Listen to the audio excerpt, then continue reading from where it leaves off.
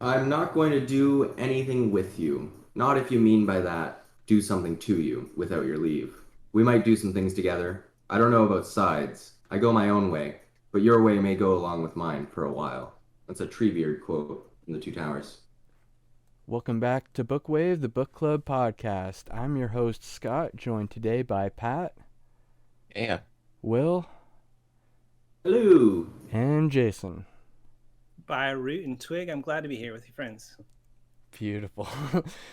Today we're looking at book 3 of The Lord of the Rings, otherwise known as the first half of the Two Towers. And if you're new around here, you should check us out at our website at bookwave.club. We're on YouTube, Anchor. But my first question is, how long did it take us to read the first half of this book? Man, like, what are we, 4 months since we did the Fellowship of the Ring now, I think? Was that the Fellowship, or was that when we did the Hobbit? I'm not sure now. It might have been Fellowship. Maybe. It feels like as much time as the entire cast of Lord of the Rings spend walking is how long we've been reading this book.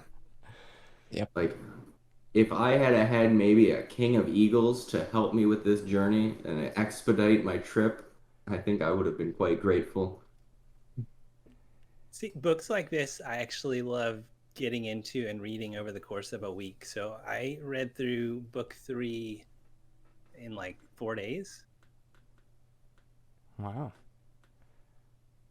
Yeah, it Wow. was around the same time for me, maybe a little bit longer. Yeah, Well, like let me ask you breaking this, it up. though. I'm sorry, Will. I was just going to say breaking it up like kind of makes the illusion disappear a bit. So I like to just keep it all together at once and really delve into it. So, did you read this book in 4 days right after the last recording of the Fellowship of the Ring? Or was there a mountain of procrastination that prevented you from opening the book? And then once you started, it was right away. Yeah, kind of the latter. I procrastinated quite a bit getting into this one. Right. Like, I feel like it's like when we read The Wave, like I lapped that up like some warm milk in minutes, and Yeah. we recorded it within a week of ordering it. It was like it was done and dusted because it was so small and so easily consumed. But with The Lord of the Rings, like I've got these ornate book bindings, and I know it's a big, hard book to read. And so for me, it was like, oh, I don't have time to read that. I don't have time to read that. I don't have time to read that. And then all of a sudden, it was like, oh, I haven't been reading that, and too much time has gone by. And now, non negotiably, this is happening.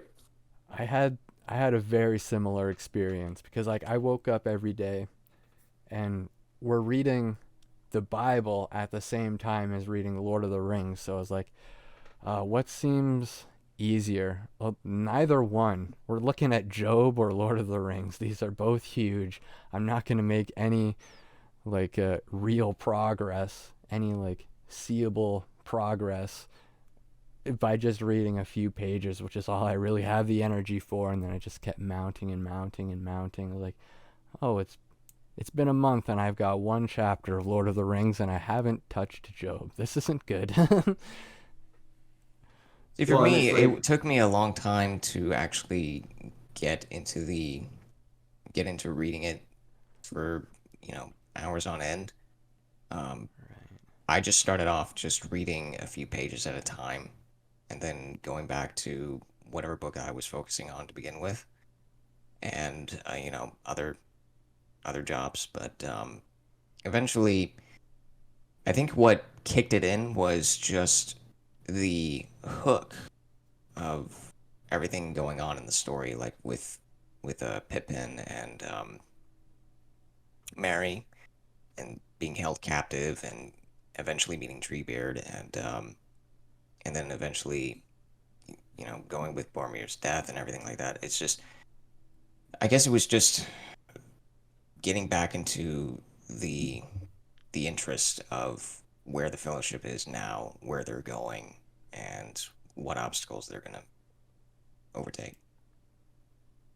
so if if you don't know this, we got this recommendation from Paul Vanderklay, right? Like we had our interview with Paul, and we're like, oh, we're reading the Bible, and he's like, oh, that's great. Well, if you're reading the Bible, you should check out the Lord of the Rings.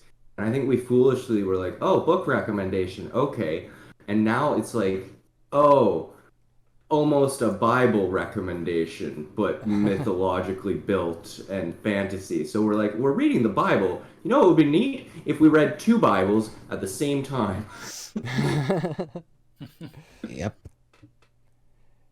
Well, so in this book 3, have you guys found similarities to the Bible? Because they haven't really shown themselves or revealed themselves to me. So here, here's the comparison. They're the same size. Like when I'm watching Smallville and I love it because Superman's great. But it's like when you do something as big as the Lord of the Rings or 10 series, 22 episodes per series season run, you have more than one character's arc, right? Like the hero's journey is happening to one of the characters, but then, there's a redemption arc and there's a destruction arc and you get to flesh out more than just this one story. Like when you look at the Wave, one thing happened and here's the story of how that happened. But with the Lord of the Rings and with the Bible, you've got so much more. And with like what Tolkien did is he created a world with history and mythology and references, and he created this highly referential text that's referring to the appendices and the Silmarillion and these ancient battles. Like I've spent hours on Lord of the Rings Wikipedias just finding out about Feanor and the Glittering Caves and all of these things that he fleshed out because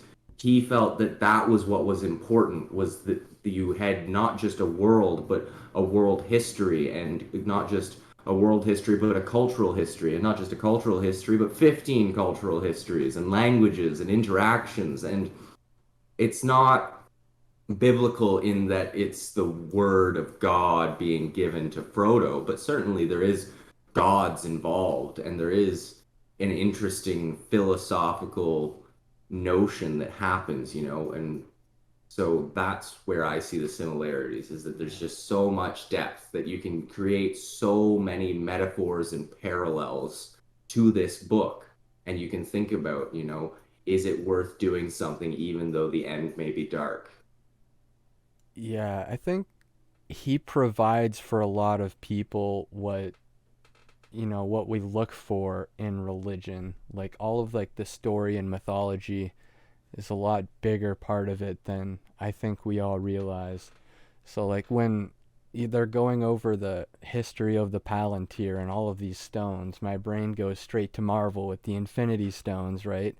But then like when you look deeper into it, you got that idea from the Vikings and their mythology and the sagas and the Eddas. So, you know, I guess he just like keeps these ideas alive in a way that you can't really get from just the old stories. Like the Bible and the Eddas and the sagas are great, but Tolkien kind of revitalized them and modernized them, and that's what I think Marvel does a lot in DC when they attempt to recreate this mythology. I often find myself asking the question, like, what is his inspiration and motivation behind writing this great saga, this epic? And I kind of get the feeling that what he was trying to do is provide some kind of justification for why the world is the way it is after having just emerged from World War II.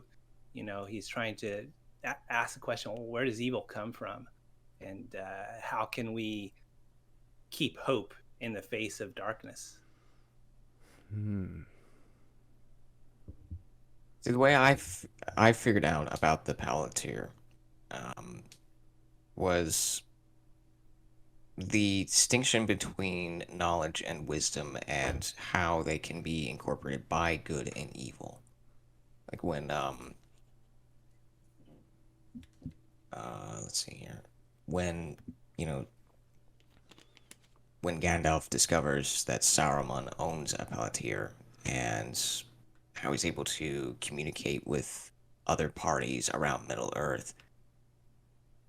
It's almost like I just pictured it as like not exactly a map or anything like that, but just the way that everyone communicates on a network and everything.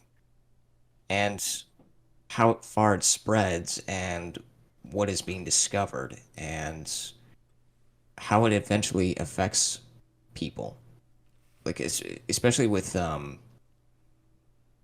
when Gandalf breaks Saruman's power to free, and I'm totally gonna forget his name, the king.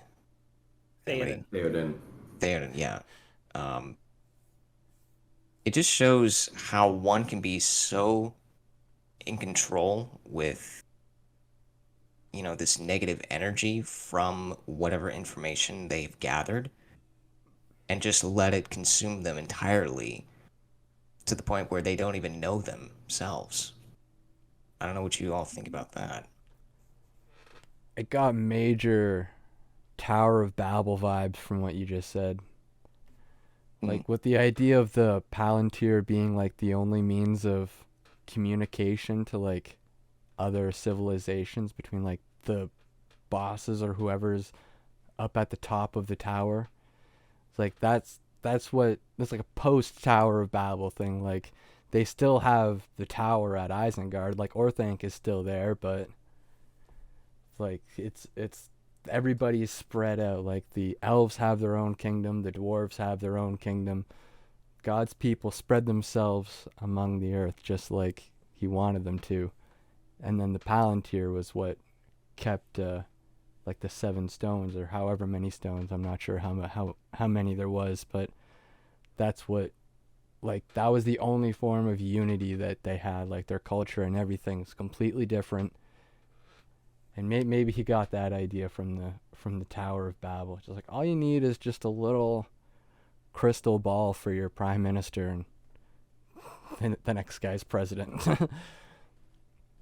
Well, it's interesting the convenience of that sort of form of communication and what that sort of opens up for individuals, right? Like with Sauron, theoretically he took possession of Orthanc, he found the Palantir, and he withheld that information from the Council of Wizards. And then Sauron got his own Palantir and he started working his own magics on it and compelling Sauron to come report to him. And it's like we have now today technology that allows us to communicate with our friends whenever we want. Cell phones. When we didn't have that, it would be weird if you went and hung out with an individual 7 days a week to have a conversation about absolutely nothing. And like if you look at the basic dichotomy of a relationship, where if your partner went outside of the home to go have a conversation with another prospective partner every day of the week, you'd say, what are you doing? Like your time could either be spent with me or them, and you're choosing them. But now the convenience of communicating with 50 people about trivial information, you can do that all day, and you don't think about the impact because it's not really going somewhere and being able and having to commute to go do that whole conversation thing. And people are constantly upset about the fact that they don't have the energy to respond, or they don't have the energy to hang out when they're asked to hang out. And it's like we're dealing with the detriments and the positives of a technology that allows us to feel like we're not responsive enough, when in fact it's not that we're not responsive enough. We have a technology that enables us to be way more communicative, and that's not necessarily part of the human experience. Like it's not necessary. That's The like weird thing is, we have all the time in the world going on these devices. That's what we just, we keep that to ourselves. We don't yeah. say about it. Yeah, like it's wild to think that Tolkien made one of Sauron's greatest weapons a The cell 7-way phone. walkie-talkie. and 5 of them are lost. And every single one of us today have a cell phone in our pocket, way more powerful than Sauron's 7-way walkie-talkie with 5 of the walkie-talkies lost. And Well, it's like, imagine if I told you that I could give you a device that would allow you to bear witness to a negative outcome about the future. And how would that affect you? It's like, well, we've got a billion stories and movies about what happens when we focus on a negative outcome. We get a negative outcome. And no one even bats an eyelid to think that, social media and everything that everyone has to say isn't something that needs to be consumed on a daily basis. but in some cases, if you don't see the horrible outcome, there's nothing anyone can do to fix it. Like, if no one ever heard of Sauron until he came to your kingdom and squashed you, then no one was ever going to defeat him.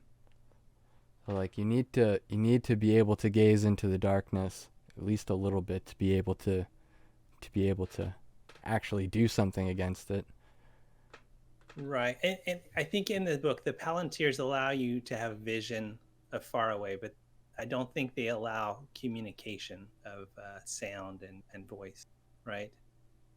Well, So they're a there's little thought bit different communication. from. Like Sauron asks Pippin a question. Yeah, he says, "Who are you?" Because he's got the head Palantir that was in Osgiliath in the Stardome, and so it had a bit more power than the Palantir that Sauron had. But he was effectively able to communicate his thoughts and see the thoughts of the person who was holding the other Palantirs. Okay, that makes sense. But I'm thinking, like, in our day-to-day lives, we have these cell phones, which are like, walkie-talkies with video capabilities. And I'm thinking, it makes us connected, but how often are we surrounded by a council of people in real life, that can interact with us, give us a hug, and watch over us in a way? Because at the beginning of this book, we see Boromir being found after the battle with the orcs, after Merry and Pippin have been taken, and he's like on death's bed, basically up against a tree, and his friends Gimli and Aragorn and Legolas, they build a raft and put him down the river. They do a good thing, but it made me think of my own mortality. Like, if I were to die, who around me would be there to do that? And take care of my bones. And it really like touched me pretty deeply there.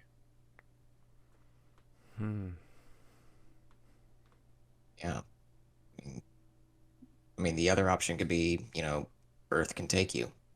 Nature, Mother Nature can take you down with her or anything like that. But yeah, I totally get what you mean by that.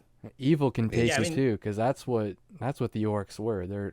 They're corrupted versions of nature. That wasn't nature themselves. That was the army of darkness.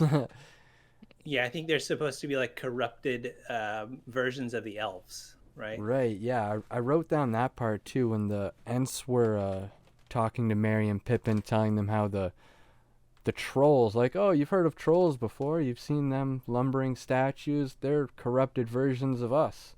And the orcs are just corrupted versions of elves. So, yeah. Well, and then, so sort of returning to that voice inside your head, like if you look at Boromir, right?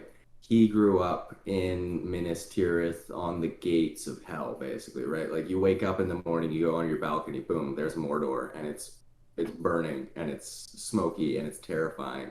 And you've got this father figure who's saying, this is going to kill us all. We need all of the power in the world to keep this danger at bay. And he comes to the council in the first book wanting the ring, right? Like he's been told that there's this existential emergency in his life that he has to deal with, and he needs to get this power, and he's suffering from this anxiety of wanting to use the ring to be a good man. And he's stuck in this sort of ubermensch mentality that he thinks that if he can acquire power, he can do good.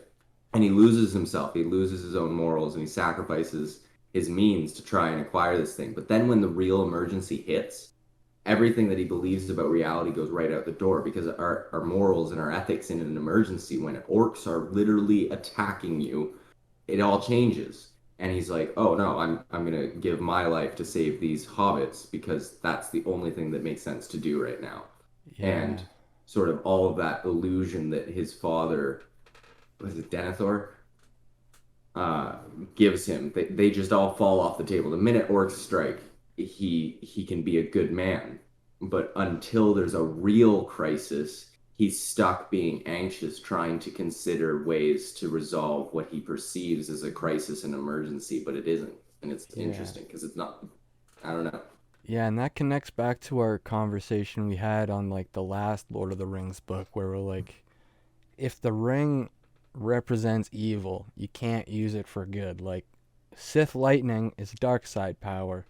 Good doesn't good doesn't come of that. You can't kill someone for good like with without getting corrupted by it yourself. But Yeah. like in the I had kind of a revelation when I was reading like the stuff about the corruption of the elves becoming orcs and the trolls or the ents becoming trolls. And it's like in both of those cases they can't be caught out in the sunlight. Like the orcs get all burnt up and hurt and the trolls turn to stone. So what I thought was, is it really the sunlight that's doing it, or is it the fact that they are confronted by their shadow? Like their shadow doesn't exist at night when there's no light, but as soon as the sun comes up and they're forced to face that Jungian shadow that sits right in front of them, it's too much for them to handle. All of their corruption gets thrown right in front of their face. Then they just have a mental shutdown. That's what I thought. Like same thing could apply with like vampires and any other corrupted supernatural creature that can't get caught out in the sunlight. It's not the fact that the sunlight is toxic to them. It's that it exposes them for who they are and that destroys them from the inside out. That's my theory anyway. It's almost like when they turn away from, the light, and they take upon themselves, these evil existences, everything that should have been good for them can no longer sustain them. Like when you go to bed at the end of the day and you're buffeted by anxieties and worries and you're going over all these things, they don't happen in the daytime because that's not the time for them. And when you have a healthy active life that's well adjusted to normal cyclical patterns of human society where you're out in the world, hunting and gathering and sowing the fruits of your labor, you don't have those concerns. It's only when we stop at night, when we're forced to pause, that we start to ponder these things, unless we have a good system of journaling and therapy. um, but when you turn away entirely from that system, then it doesn't, you can't even get the benefits of it, and there's no point in a troll being out during the day because it's just, that's not who they are anymore. And it's like they've surrendered their own ability to become something of good. Like they've identified with their darkness. And so they reject anything that doesn't get them closer to what they have decided is their way of life, because there's a secondary gain to being a troll, isn't there? They switched between worlds, essentially. Yeah, it's like, But there's something different in this book because Saruman is like created this new race of orcs, the Isengarders, the Urukai, Yeah. and they don't seem to have a problem working and toiling in the sunlight, right? indeed. Right. So like were they like just cooked up by Saruman out of the dust and dirt, or were they corrupted men? Because that might be saying a lot about the human race, that like we're able to delude ourselves so much that being confronted by the shadow we can just ignore it. That's the superpower of man. The elves Well, and the ents, they were way too noble to ignore any like destruction they were doing to the earth. Men, we don't care. It's the superpower of a charismatic and convincing and powerful leader, right? Like, so now they don't have to think, and they've been mutated enough that they can believe in Saruman and they can do the thing because Saruman's told them that this is gonna be the best way forward. And I think that we're all kind of looking to deceive ourselves and follow a leader, and we to a certain degree will sacrifice our own morals if it allows us to not have to think too hard. I think that's probably the concern, right? Like if you get someone in charge who is believable enough that can convince a body of people that if you just agree with what I have to say, we'll get there. Don't worry about your own thoughts. Just force people to get vaccinated and it'll all work out. Yeah. Then we lose ourselves and we lose the entire point of what we're fighting for. Right. Yeah, that reminds me of something Aragorn said to Theoden, I believe. He said, when the great fall, the less must lead. And I know he meant it in a different way, but if you take it in an interpersonal perspective, if your highest self, if you allow that to fall, your lower self or your shadow is going to fill in that vacuum. Wow. Did you guys have any favorite chapters in part 3? I really liked it Um, when the Fellowship or Aragorn, Gimli, and Legolas make it to Isengard, and they're like, "What's gonna happen now? We're in for the fight of our lives." And it's just Merry and Pippin, and we get the entire recounting of the Ent War. Like after the fact, I thought that was great. yeah, that was a really good scene. I think for me, every chapter was really interesting because it had almost no relationship to the movie. Like Yeah. it Right. And was is similar enough and different enough that it was a new experience, which is wonderful. Yeah. didn't the movie start off with Sam and Frodo, and this one like that's pushed off to part 4, right? Yeah, that's what like I really picked up on like George R. R. Martin's writing style. Like I see where his influence comes from Tolkien, because when you're reading like A Song of Ice and Fire, it's every chapter is the name of one of the characters. Like chapter 1 is Bran, chapter 2 is like John or whatever, and then it just keeps going and you keep getting to like the next Bran chapter, and like everything progresses from a different character's perspective. So like in this one, it's the first half is Merry and Pippin, and the second half is Sam and Frodo. So it, like they split up the two hobbits or the two sets of hobbits. Like you get the young pair, then we'll get the older ones in the second half kind of thing, and then we fill in all the holes. And that's something that after reading a handful of George R. R. Martin books, I know that that's what he does a lot. So Brian Jacques, which is the author of the Redwall Abbey series and a few other books, but there's tons of young adult Redwall Abbey books that I read from Brian Jacques, and it was the same thing where it's like they've got two or three characters, and the world is unfolding in all of their experiences. But like you read one chapter and you're really interested, and then the next chapter is something completely unrelated almost, and they don't. It's not till later in the book that they all merge and you love the merging, but man, don't you want to know what that guy is up to in his next chapter? And I remember wishing I could skip forward, but knowing that that would defeat the whole point. That was the thing about this though. Like I when I was reading it, like, okay, I know what he's doing. I get it. If I just skipped it, it would ruin the experience. Because, you know. But yeah. I couldn't believe that there was no grate on the culvert for Helm's Deep. Like that the entire crux of the Battle of Helm's Deep in the movies just didn't exist like that. Yeah, well, it's got to be like cinematic to a point, right? Some things work really well as a book, but like that chapter that I described about like, oh, they make it to Isengard, and then it's just, oh, fake out, the war's already over. That wouldn't work in the movie at all. You have to be able to see the flood and the trees marching.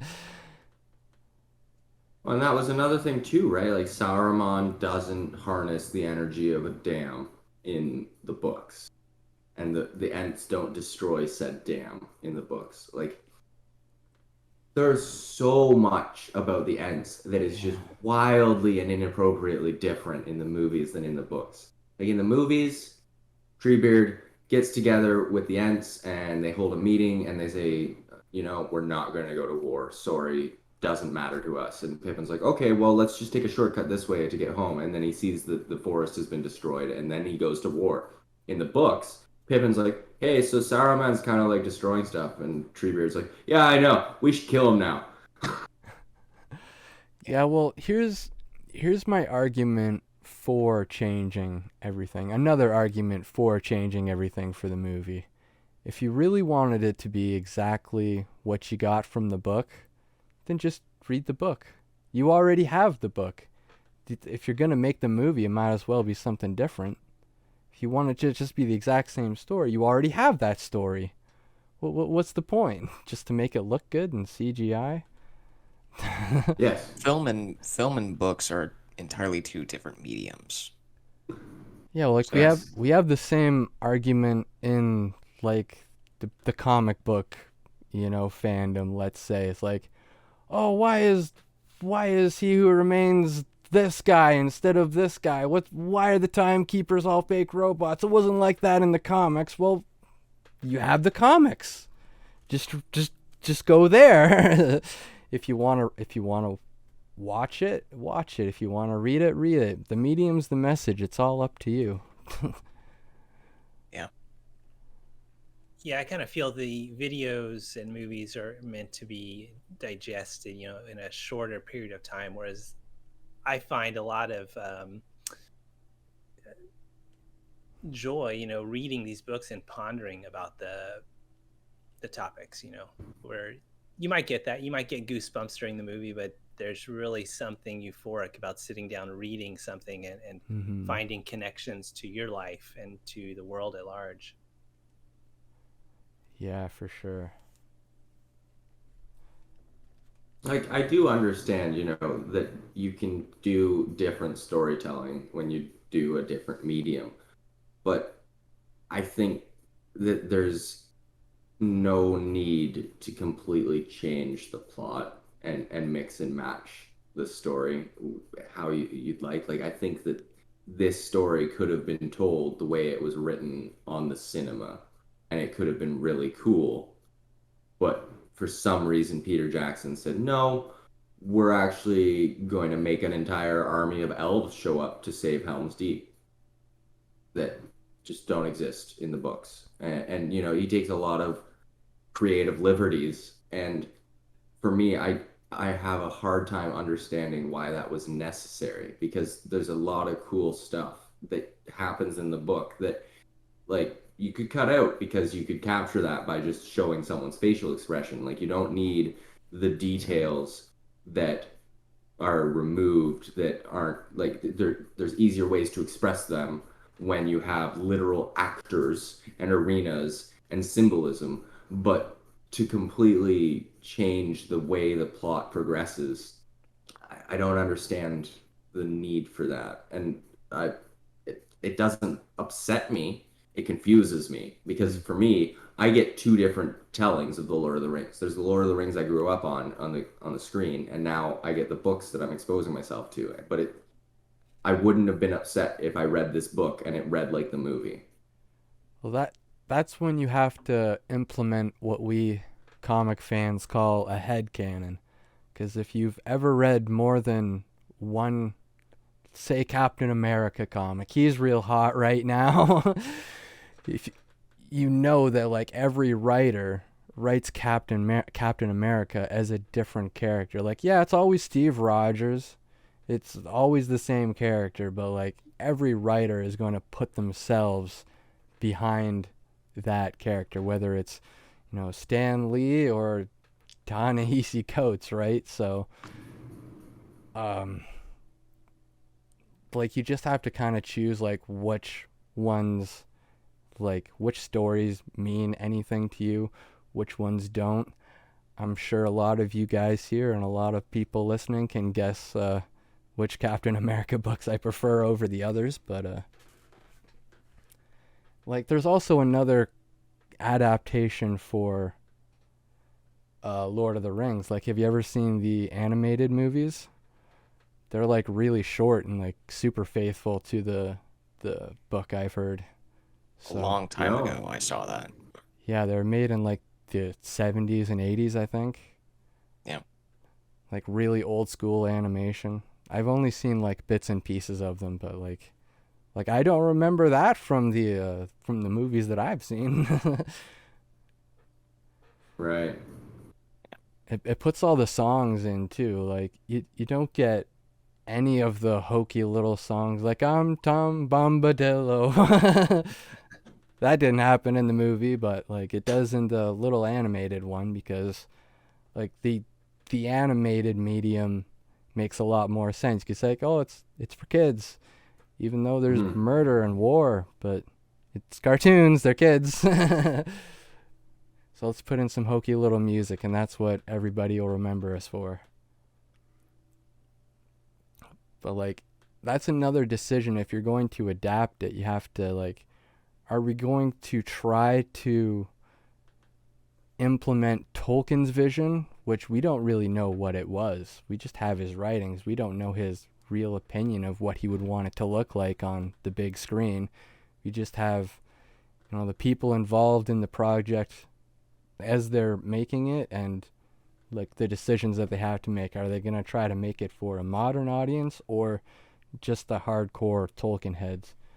Are they going to try to like spice it up with a little bit more like action that never really happened in the books, or are we just going to try to be faithful to what we think Tolkien would have wanted? We have no idea. What if he was still around and like he was like George Lucas being like, I want ATSTs walking around in the background and stormtroopers marching in every scene. Yeah. That's the thing too. Like once it's been created, it sort of leaves its creator, and Yeah.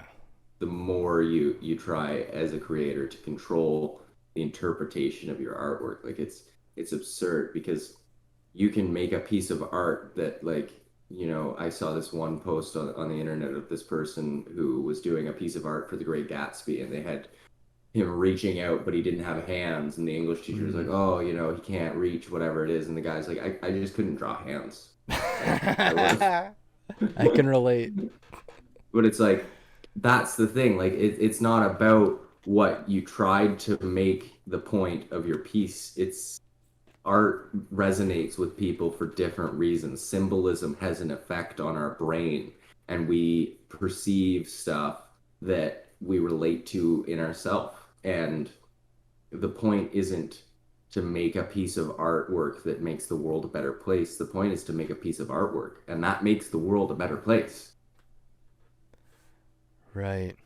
And then we could just talk about J.K. Rowling and how she keeps changing all of her characters and adding in little backstories that conflict with everything. And oh, by the way, you need to know all the sexualities of each and every character in my universe, so get ready for that. Like, Congratulations, I'm triggered. like you're not going to make anybody happy with that kind of nonsense. Like, Like, you don't tell me that the snake that Harry released from the first movie is Voldemort's snake posthumously. yeah. Like you wrote the book, it's published, it's on a dead tree. You don't get to tell me about stuff now. It's over. I don't want to hear it. Uh, so before I start talking about comics, what else about the book? There were a lot of Oh, really good quotes in this book in part three. There was one I found that was kind of related to the Mandalorian. I don't know if you Okay. caught that, Scott, where the Orokai, the head of the Orokai, Ugluk, he's like, I am Ugluk, I have spoken. Okay. Like, oh, yeah, Yeah, I remember hearing that. I have this spoken. is the way. Sorry, Pat, go ahead. I was gonna say, that one scene where when Pippin remembers his spare pipe and he gives it to Gimli as Hmm. like a gift. I don't know what Was you that all like think about that. touching to you? Well, I mean, it just goes to show how, how far these characters can, you know, provide such gratitude to each other, even though they are completely different people.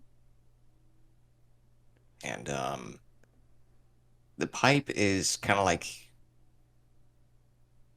it's the one thing that hobbits love to do.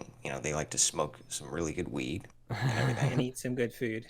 eat some good food and everything, and just offering that to an entirely different race. Um, that's very touching. Yeah, it's like What let's share our better culture with each other. Yeah. But it makes me think of the Odyssey when they're doing the sport and they're like, okay, well now it's dinner time, and what better activity to engage in than a fine meal at the hour of dining? And it's like, what better a gift to receive than a pipe at a moment in time when that's what you need? Yeah. What better gift than a pipe when you have a barrel of tobacco? Yeah, Yeah, but that and kind of it's that keys into like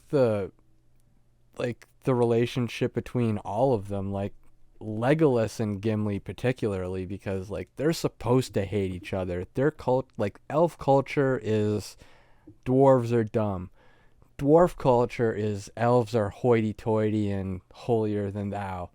And like it does not take long for them to become like inseparable, the best of friends.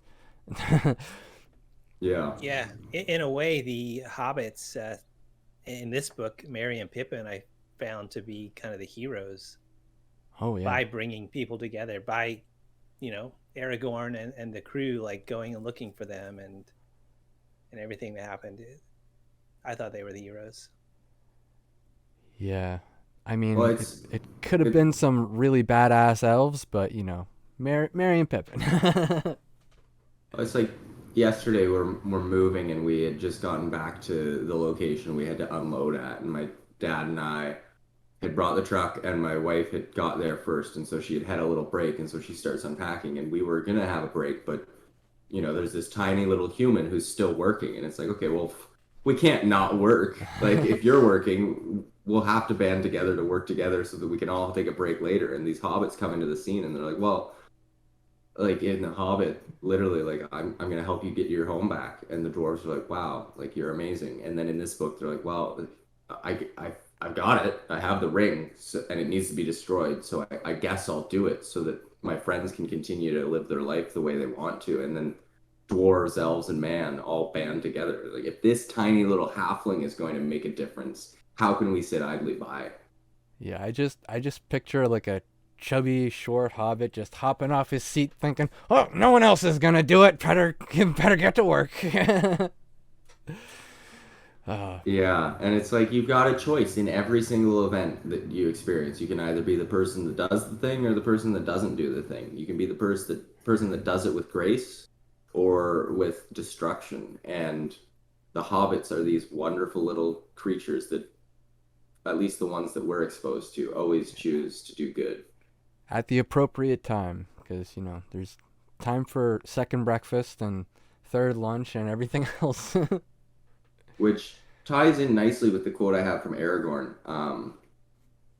The counsel of Gandalf was not founded on foreknowledge of safety for himself or for others. There are some things that it is better to begin than to refuse, even though the end may be dark. I think Yeah. that's a really good one. What stuck out to you the most for that one? I think too often we shy away from doing the right thing because it's hard, or because it's going to be temporarily difficult, or because we are looking at the choice without the context of our existence. If you remember that this decision you make today will affect you tomorrow and next year and 10 years from now, it changes how you feel about it.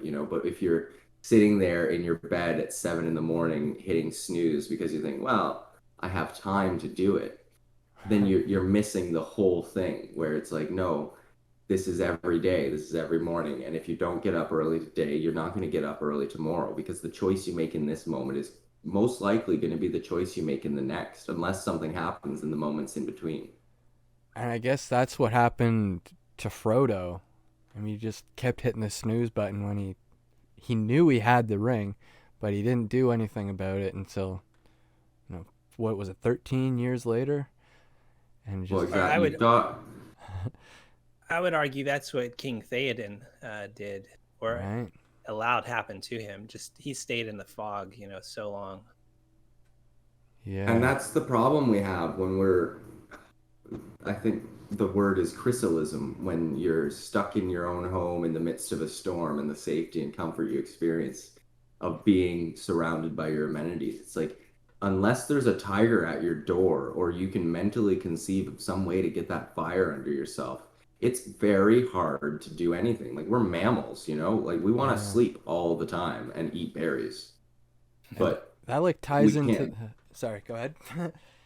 we can't just sleep all the time and eat berries, especially when a bear shows up and wants to fight us. But most societies don't have many bears knocking down their doors. It's not every day you get a call saying we've stolen your child and you need $50,000 to give us for a ransom. But how many of us, if we got that call, would be able to muster up $50,000? We'd probably all do everything we could, breaking all of our moral codes to try Hmm. and get that money. But it'd be much better to prepare beforehand and take preventative action to become the highest versions of ourselves so that we don't have to delve down to the lowest depths of our humanity to get what we need to do that's non-negotiable in the moment. And that makes me think a lot about who I think is the slimiest character in this section, Wormtongue.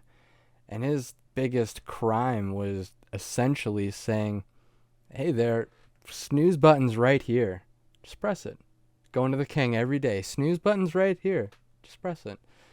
So I think there's a lesson to be learned in that too, where like not only do we have to be vigilant for ourselves, but like don't be that snooze button for other people when you see people just going through the motions, hitting the snooze button, be like, hey man, there's 4 other buttons on that alarm clock. You're still running on daylight savings. What's going on here? Get your stuff Yeah. together here. Yeah, he's enabling and he's also benefiting from the enabling, of course. Because there's always a benefit to enabling someone else. Because if I can convince you that you don't need to work hard today, then it is a lot easier to convince myself that I don't need to either. Yeah, but I think that benefit that he receives is a lot more costly than it is beneficial because he's literally putting himself in the pocket of a big evil wizard and infiltrating as a spy in a house full of, people that will kill you. He was very lucky that they didn't. Well, exactly. And I think you'll find that that's pretty much every instance of any sort of peer pressure. If you've ever been to a party where you didn't want to drink as heavily as everybody else was, and they pressured you into having another drink or taking another shot, then you know what it's like to have a mob think that what they're doing is okay, and anybody who doesn't Yeah. conform get crucified. It's like that scene in Dante's Inferno where they're all trying to crawl out of the boiling cauldron and they're just pulling each other back in. Like no one Hmm. can get out because they're just pulling. So Wormtongue would be the person at like the bottom of the pit. He's in complete chaos and just under the thumb of the wizard and scared for his life because he's right beside the king who he has made his enemy.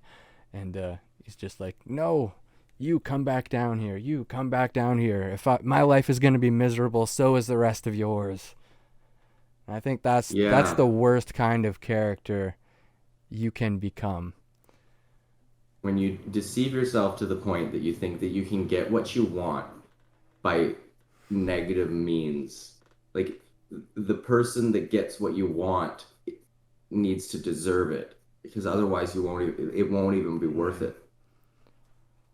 And to kind of round this conversation out, that reminds me of, the question, what's the song of your life, or what's the song of your day like? So Wormtongue's song is going to be most likely, depressive and ugly compared to the song that Aragorn and Legolas sung for Boromir. Yeah. Well, I'm pretty excited about part 4 of this, getting into Schmeagol and back to Frodo and Sam. I don't know about you guys. Yeah. Yeah, me too. There was one other thing that I should have said while we were talking about the adaptation in the movie, but one of my favorite scenes from the movie is in this section of the book, when Gimli and Legolas are counting each other's shots and like 42. You beat me by 1, my old friend. But I won't hold it against you. Like that part was really wholesome. I always remember that part from the movie. That and like Orlando Bloom just down the stairway. Yeah. Yeah, gamifying awful existential threat and just competing and being in a flow state is where it's like, oh, if they stopped for a minute, they'd be like, oh my goodness, there's 10,000 things out there trying to kill us. But no, they're just like, I'm going to get more than you. Yeah.